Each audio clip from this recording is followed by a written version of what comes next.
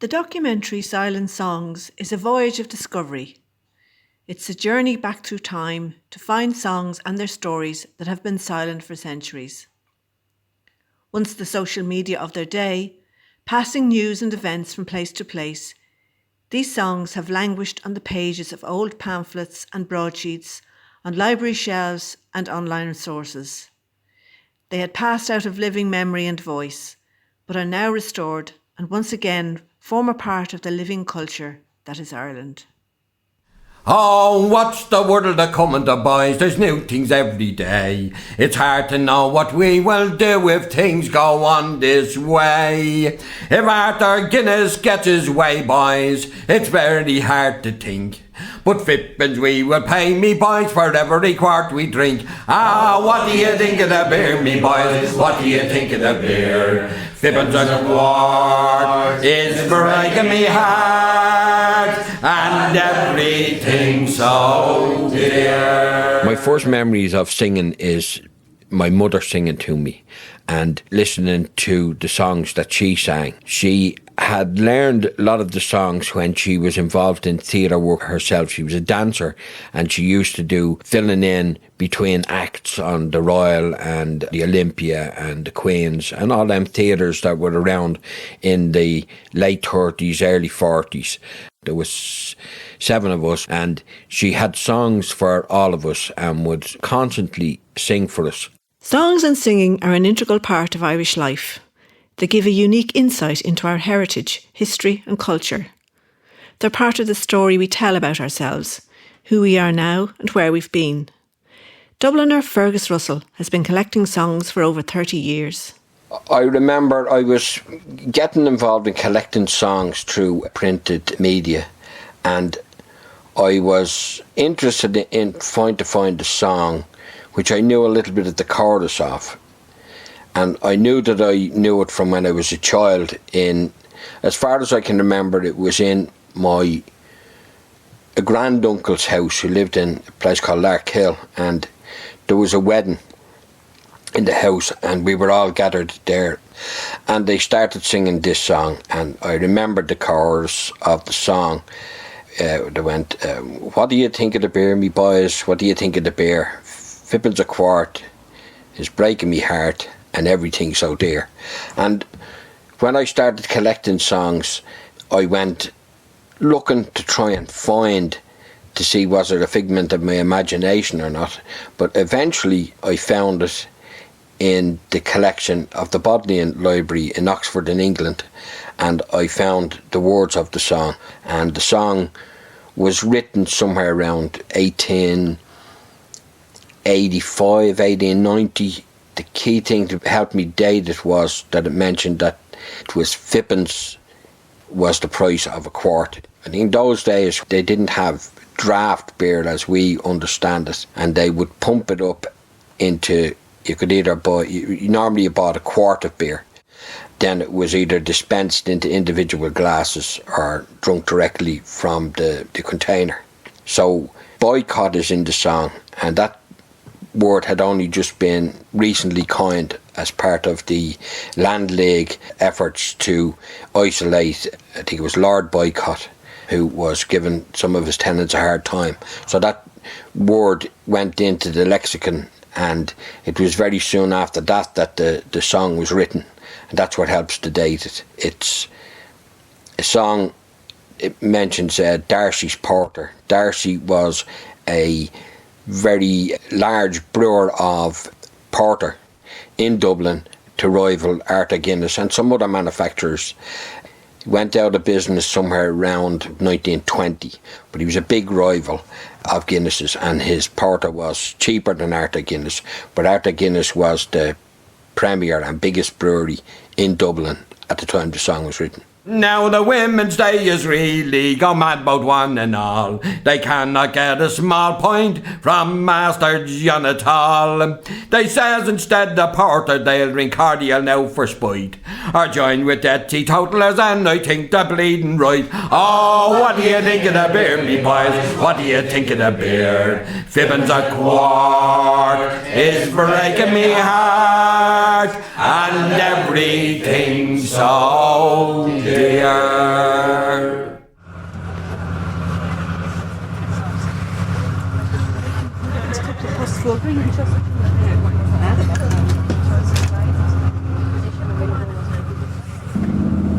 I've just stepped onto the ferry at Rossavale to head out for Inishmaan. It's a beautiful evening for sailing. There's a beautiful sunset and the sea is nice and calm. So I'm going to sit back and relax and enjoy the journey.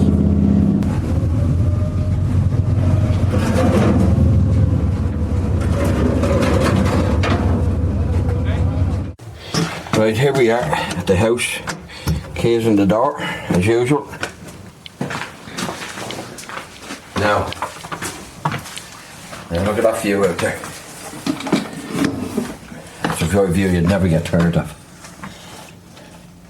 You can see over on the right there, you can see Inisheer. You can see the Cliffs of Moher behind there, Inisheer. And you can see the Burren and Blackhead and across Sundaysollock, it's called this Foul Sound. I've been coming to Inishmaan for nearly 30 years. I came originally to learn some Irish, but I fell in love with the people and the singing. It was the first place I came to where I actually heard real singing, traditional singing. And 30 years ago, there was a lot of sean-nós singing done in the pub, mainly by men. And they would start singing sean-nós songs and it would move from one to the other around the pub. It was the first place I began to really appreciate unaccompanied singing as an art form or a means of social communication.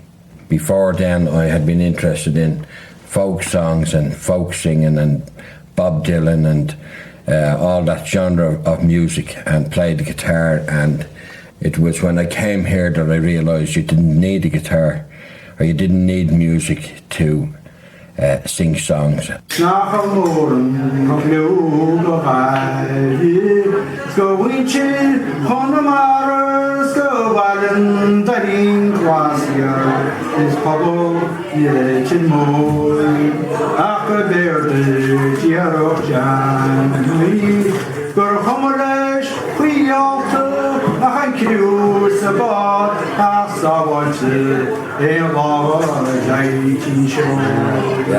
When I heard the sean-nós singing here, it was just plain unadulterated song. The people who sang these sean-nós songs had absorbed the culture of it from the time they were in the cradle, and they sang it. It was second nature of them to sing and to know how to control the feeling in the song, the pace of the song, and the musicality of the song, decorating the songs and how to make the way you sang fit with the sentiment in the song. Coming here a couple of years, I really came to love traditional singing, and I decided then to throw away the guitar and to try and sing the way that they sang. Yeah, the first song I learned in Irish over here, I learned from Marlene Vaney. She introduced me to a song, which isn't a very old song, but it's about emigration, and it's called Colin Fardig Hamish. The song is very powerful words in it. It starts off saying, from the moment you were conceived, it was your destiny to get on the boat and live.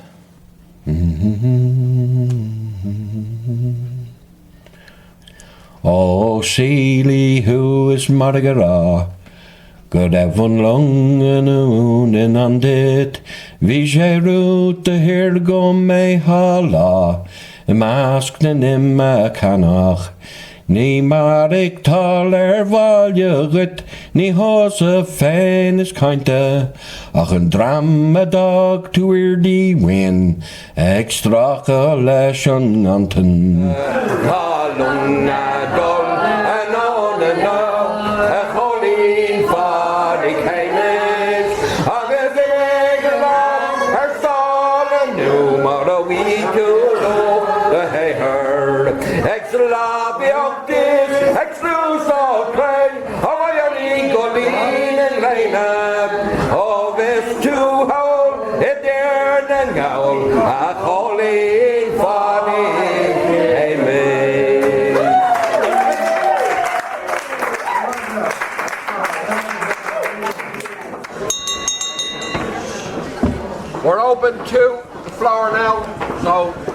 If you want to get a song in, you want to be quick because it's going to get hot and heavy for a while. After I'd been to Inishmaan and began to get really interested in the unaccompanied traditional singing that they did, I tried to find my own voice and tried to find a way to sing songs that I used to sing when I was younger. And I started going to the Goleen Singers Club. I met Frank Hart soon after I started singing in the Goleen. He approached me one night after I sang a song. I said to Frank that I wouldn't feel comfortable sticking a microphone under people's noses.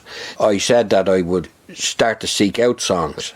I started to look in different areas. I knew that there was many songs in old books that hadn't been sung for sometimes hundreds of years. Songs that said things in a different way than you would hear in songs that are still being sung. As well as Frank Hart, Fergus began to meet other singers interested in song collecting.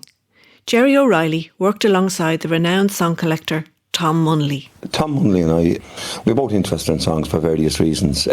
Tom mainly initially to expand his own repertoire, but then he discovered that he liked to record songs from people, and he discovered a couple of singers who are very important.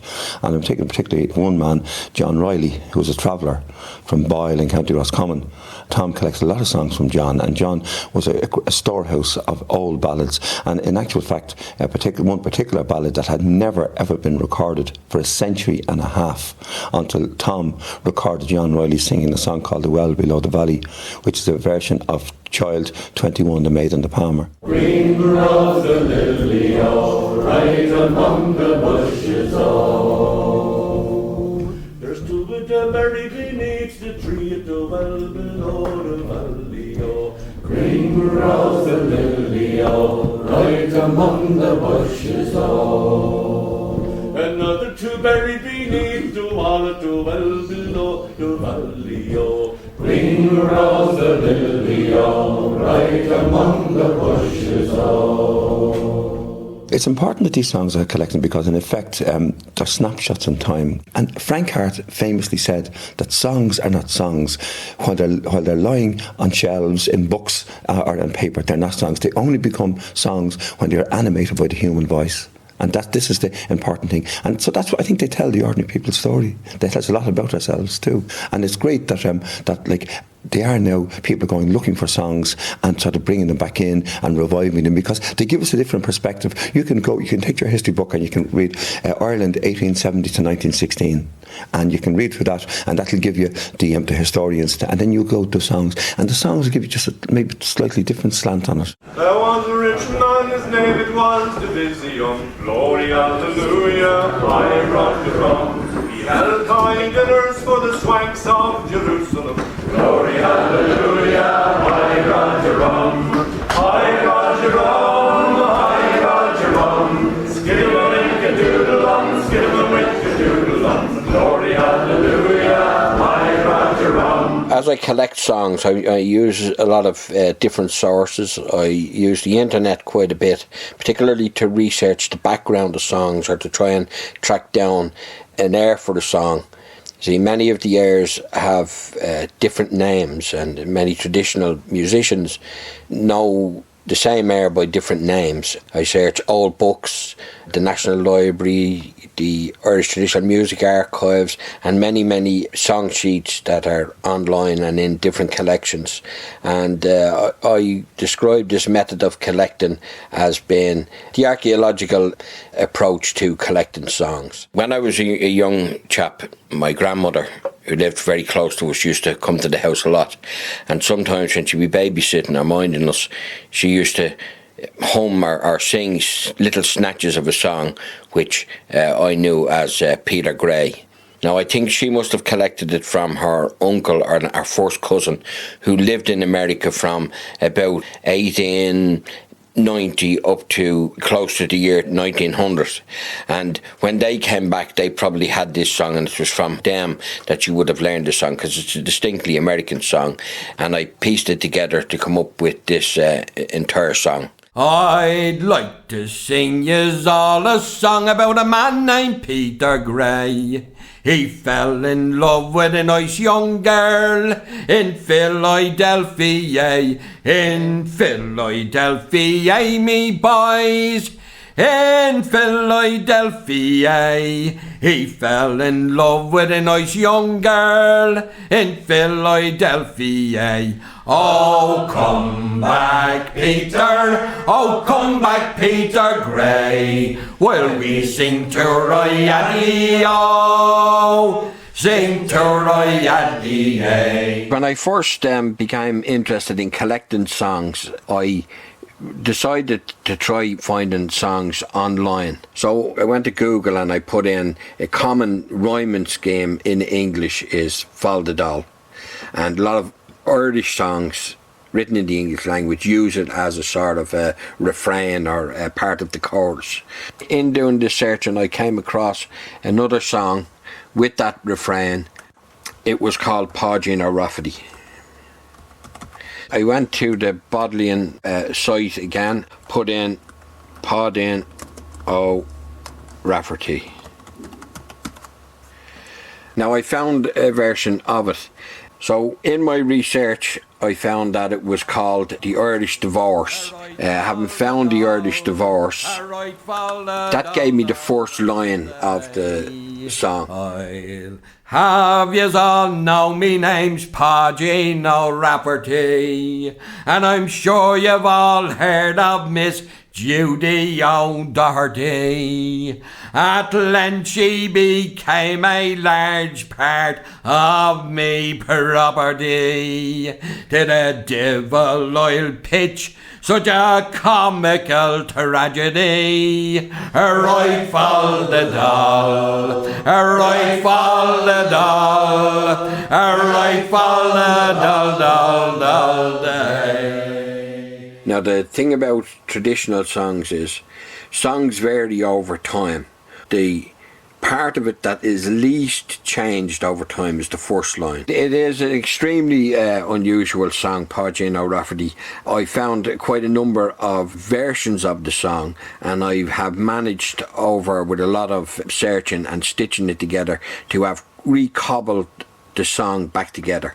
Now when I got the words cobbled back together and I went looking for an air, I found a jig and a reel which both are called Páidín Ó Rafferty. But when I tried to sing it to either of those airs, I couldn't get it to fit. Because I thought the song was such an interesting song, I set out to try and write an air for it. Just reading through the words is not the way to identify a good song. What I do is I find a song, I put any bit of an air to it in my own head and I try to sing the song, and that brings the song alive when it has an air and is being sung, because songs are not like poetry. The words don't often scan like a poem, or the ideas don't follow in a sequence like a poem. So when you sing it, that's when the song comes alive.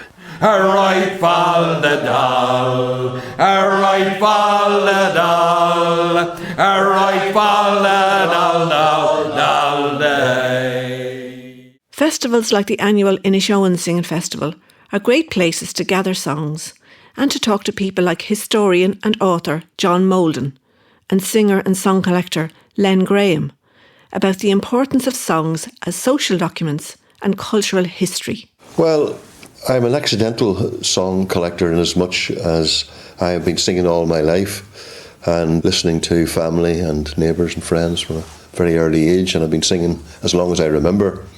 So becoming a singer from a very early age, like you always are looking to increase your repertoire, and that took me on a journey, a lifetime's journey, which has been continuous, and I haven't ceased researching and adding to the repertoire over the years. So it's something that I feel very passionate about, in as much as I'm never content to collect, as I have done in the past, fragments, a tantalising fragment of a song, and not going after trying to get to piece it out and to fill in the gaps. That sometimes takes a long time. Songs don't tell history the way the history books would tell it. There is no pretense at being objective. And actually, the history which the history books tell is sometimes equally biased depending on who's writing it. But the matter is that songs are wonderful because they don't tell what actually happened. They tell what people thought happened. So that songs, when you begin to look at them, can actually tell almost what the people thought.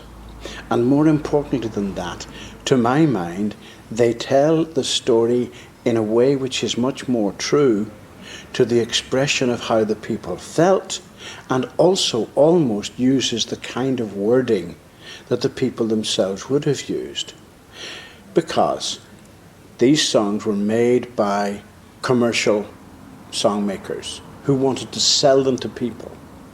For a song to sell at all, it had to have a resonance for people. It either had to tell them what they knew, or it had to tell them what they thought. So that the songs, if you look into them, they may not be historical precisely in an unbiased way, but in the bias that they show us the minds of the people, and in their own words. They cover like every gamut of human experience, of politics, religion, love, emigration, all those things are in there, you know, so I don't think there's any subject that hasn't been covered in some form or other by a ballad, or they're all in there. To let familiar names ring out your praise forever. Beanity and Barnes Rider, Karen River.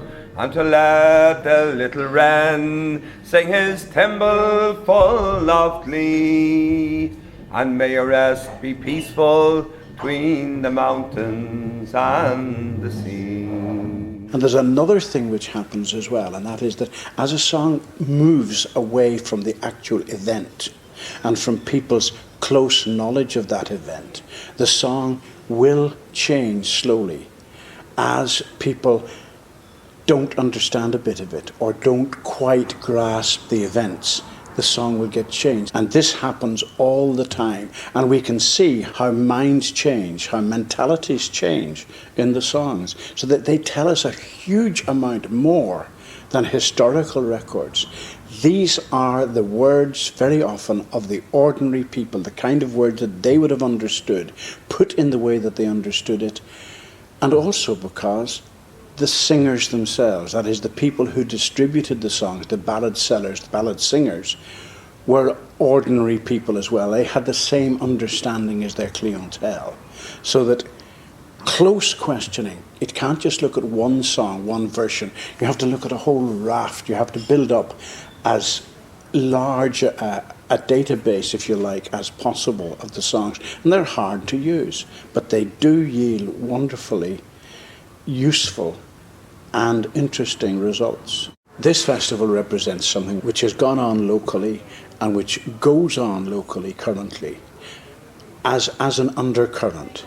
And in fact, singing has been practiced for hundreds and thousands of years. Wherever people wish to express themselves in the strongest or most emotional or most poetically apt way, they will use song. Song is the highest form of expression which is known to most ordinary people.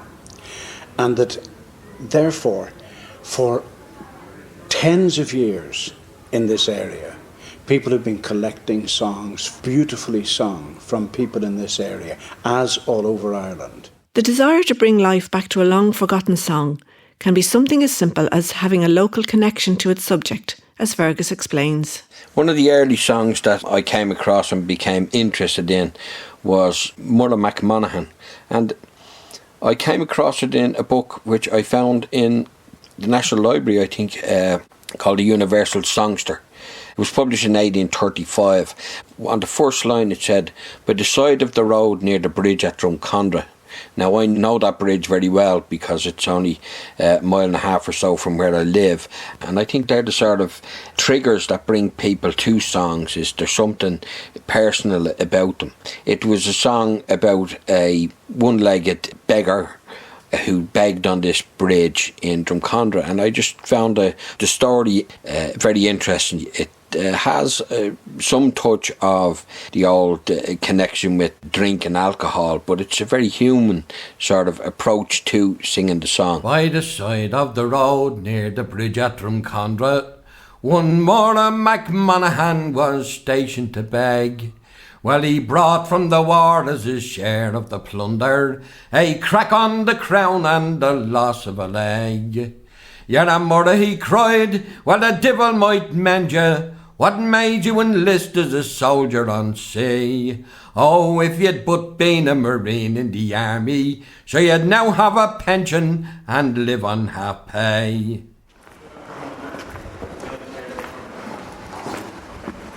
Here to do some reading. Yeah, just tuck your bags into the locker. Yeah, will. And away you go then. I think that's my number. The National Library of Ireland is another favourite hunting ground for song collectors. Yeah. This is where I found a song called "'Tis Whiskey I Adore" in a book called The Irish Musical Repository by a guy named B. Crosby. It was published in 1810, and it's one of those enigmatic songs that I kept going back to, and then I began to research the song, and I discovered that Blind Key, which is mentioned in the song, is actually in Dublin, and that gave me more of an interest in the song. So I did a bit of research about Blind Key and about what was there, and was in what's now known as Temple Bar. So if I have a look for the words of it here. As I went down by yon blind quay, when early all in the spring, the little merry taproom bells melodiously did ring. As I went down by yon blind quay, it be nearly all in the spring. The little merry taproom bells so melodiously did ring.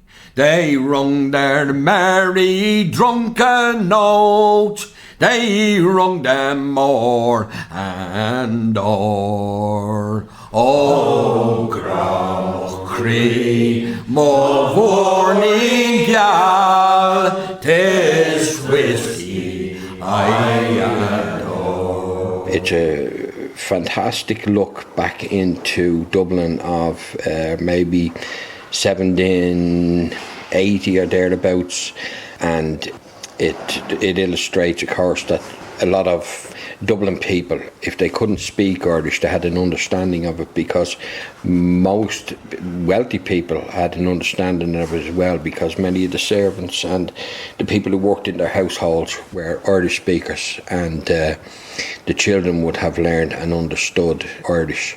So in a lot of these songs you get small, short little passages in Irish. In this one it says, Gra McCrae, love of my heart, my Vornian gal, my bright love, and that's a sort of, it's a love song to whiskey.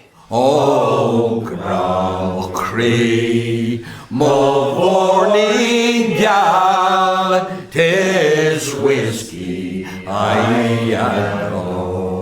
In unearthing the background of some of these songs, you can bring to life a hidden Ireland and find that some of the songs are far more radical and daring than an initial look might suggest, and you can find many hints how ordinary people saw the world that isn't recorded in any history book. At length when home that night I came, my poor wife she stood at the door, and with fingers long and crooked nails my eyes and face she tore. She rolled me in the gutter too, she rolled me o'er and o'er. O Gra McCrae, my Vornian gal, 'tis whiskey I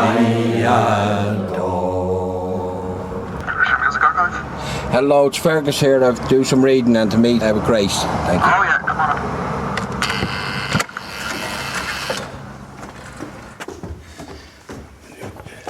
Do you want to just sign in? That's perfect. There's one there. So have you a plan for today? What do you know what you want to do? Yeah, more or less. I've come in, I'm looking to find a song called the Sushin Bon. It's a macaronic song, and they're in the database. Yeah, so great. Have a look at it then. Well, my name is Grace Toland and I'm the librarian here at the Irish Traditional Music Archive in Merrion Square in Dublin. And we are the world's largest collection of music, and instrumental music, song and dance in the world related to Irish tradition. Formed 25 years ago, we're now in a 5-storey Georgian building that top to bottom is chock-a-block with material. Mostly we are a sound recording collection, and they would be commercial sound recordings going back to the early cylinders, right through 78s, LPs, cassettes, and right through now to download. And then as well as that, as well as the sound recordings that are commercial, we would have an awful lot of material that would have been donated by collectors. When you move in then away from the sound recordings and go into print material, we would have a large collection of books, sheet music, ballad sheets, serials, anything basically that's in print about traditional song. And that's gathered not only from Ireland but from right across the world. We field record ourselves, so we would have a large contemporary collection of field recordings. So that's going out to festivals like the Inishowen Traditional Singing Weekend that's held every March, like the Willie Clancy, all those sort of events where, you know, if there's a singing element, we're going to record it as well. It's your first point, I would say to any singer, come here as your first point of call and get distracted. I think that's the best thing about the archive is come in looking for something and you'll find lots of other things. Goodbye Biddy Dear is a song that I found on a broadsheet from the United States, published I think about 1880 or thereabouts, but it's older than that because it has a mention of the famine, and I would think the sentiment of the song is from not very long after the famine. I was attracted to the song because it's a chorus song, and I tend to like to sing chorus songs because it gives people an opportunity to join in. Oh, here I am in Irishman, I'm always in for a lark. Sweet man looked at the crate that would slight me place of birth. But I have got a true love in Dublin and far behind. She says I am the brother of wife, but me true love she is blind. Oh, goodbye Biddy dear, it's hard to part from you. Although I'm going to leave you, love me heart it will come through. So cheer up banana, and don't look so forlorn. For the harvest time is coming on, I'm off to reap the corn. People like Fergus would be very common users of the archive.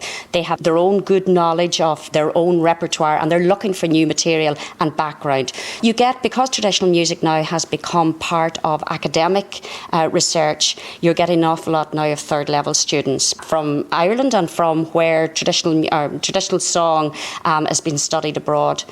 Singers, musicians, people making CDs, looking for new material. It's very wild and varied. Traditional singing, traditional music, the dance isn't something in isolation. It was part of social life. It was something that everybody could take part in. So it's not just a performance thing. And I think sometimes now it's almost seen a lot as just performance. So it's nice things like the singing circles that have sprung up all over the country.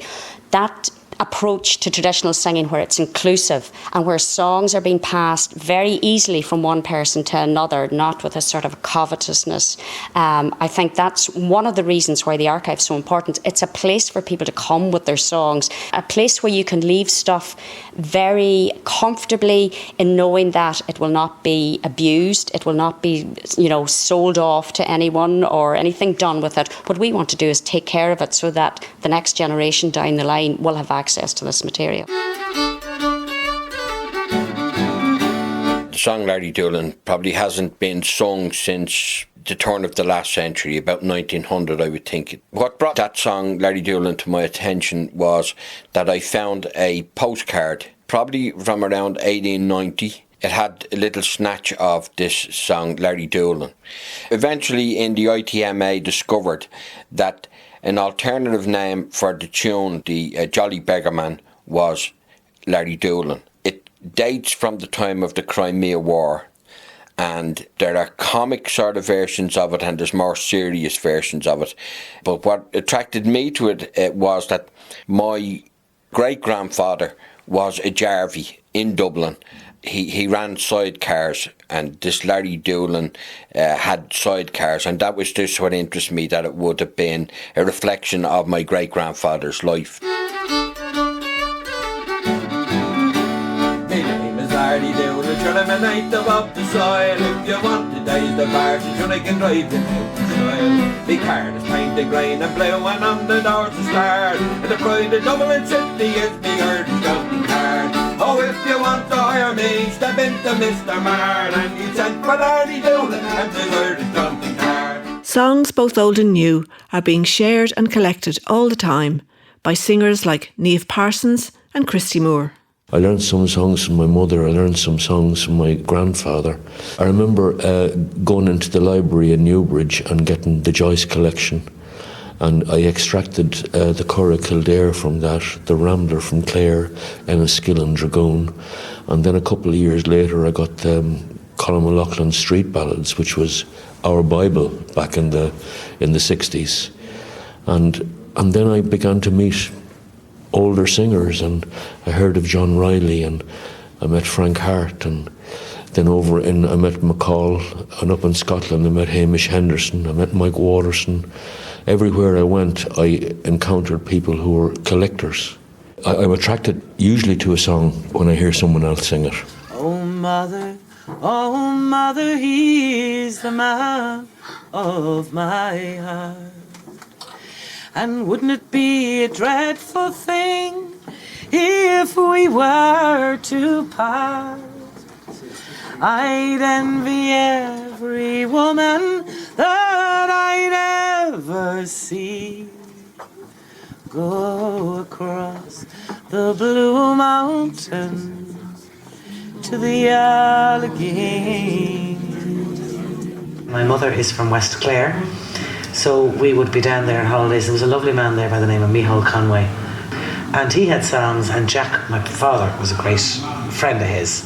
So I had started getting one or two songs, but then when I started going to the Goleen Singers Club, certain people sang certain songs, and if I took a fancy to the song, I'd ask, could I sing it as well? Almost everybody is generous with songs. I generally tend to put a twist in whatever I do. There's a song, for example, The Lover's Ghost. I learnt it in 1966 from Emmett Spiceland, and I used to sing it. And Frank Hart heard me sing it one time, and he said, "You know what? There's two other notes in that song." I went, "Really?" And he showed me a turn in the first part and a turn in the second part. I chose one of the turns and I didn't choose the other. And anytime I ever hear that song sung, I listen out, and 90% of the time it's my version.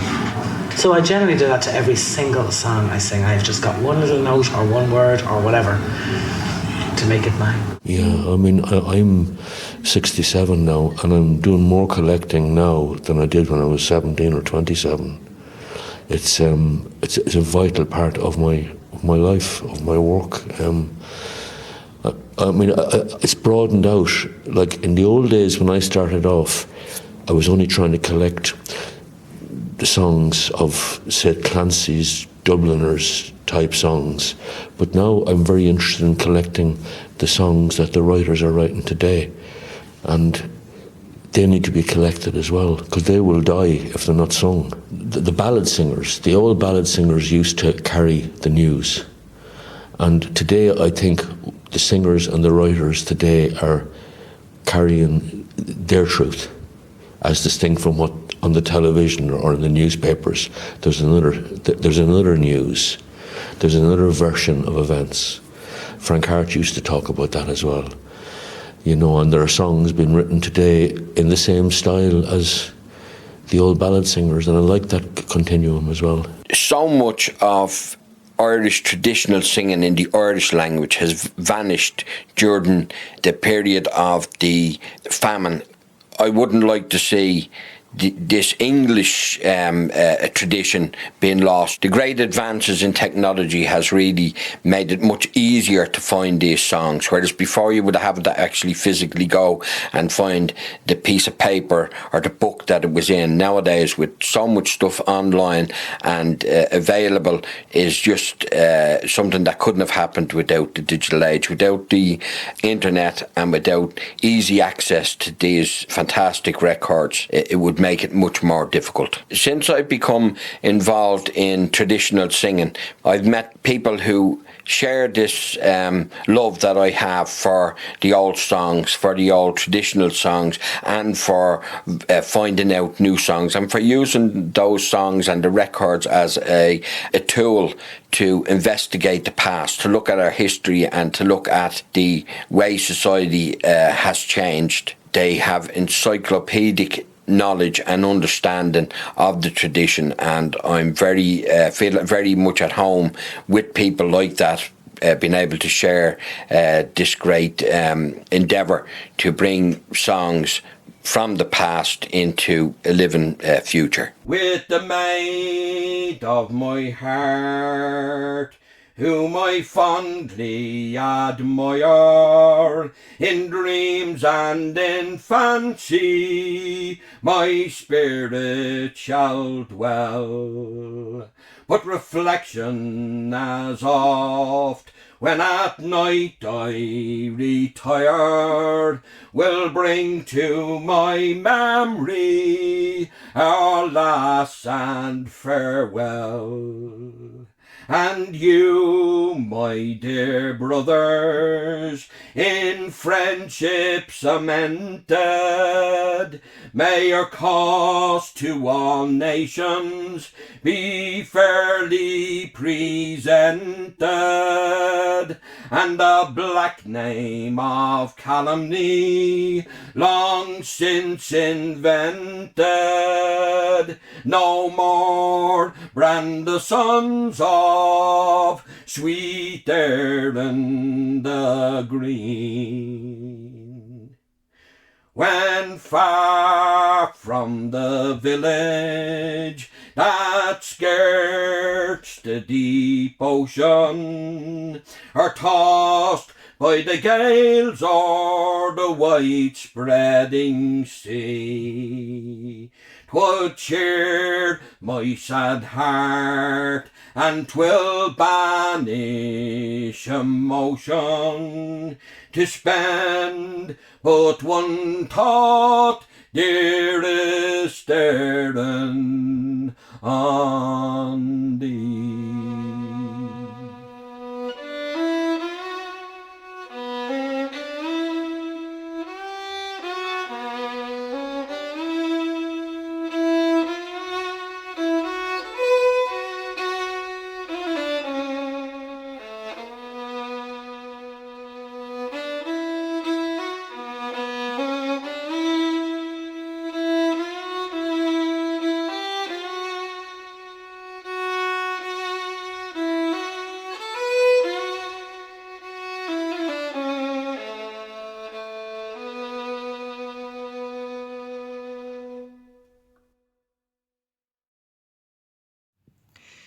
Silent Songs was presented and produced by Sue Russell and featured singers from the Goleen Singers Club: Roisin Gaffney, Antonia O'Farrakhan, Eugene McEldowney, Mick Dunn, Marnie Cronin, Derry Farrell, Jerry O'Reilly, Frank Nugent, Tom Crean, Ciarán Ó Maolainn, Aoife Kovanach, Chantal de Barra, Brian Dunn and Fergus Russell, with Niall Cloke on fiddle, Mick Dunn on guitar and Brian Dunn on mandolin.